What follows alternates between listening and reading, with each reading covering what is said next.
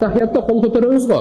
Ошол салам бергенде өз ордуна түшөбү же ошол ойдон калабы? Ат-тахиятта биздин мазхаб боюнча шахадатта ашхаду ан ла илаха дегенде кол көтөрүлөт. Иллаллада түшөт. Бул боюнча да чоң талаш бар. Көтөрсө болобу, көтөрбөй коюш керекпи деп. Бирок Абу Ханифа рахматуллахи алейх айтат, бул сүннөт. Пайгамбарыбыздын сүннөтү.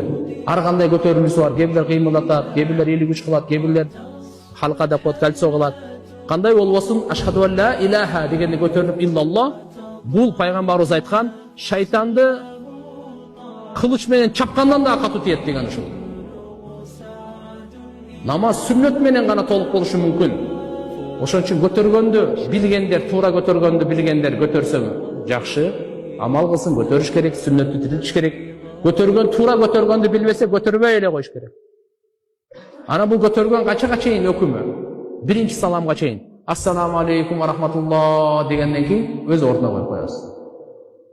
Ошого чейин мындай болуп турат. Биринчи ассаламу алейкум ва рахматуллах дегенде болду, андан кийин өз ордуна коюлат.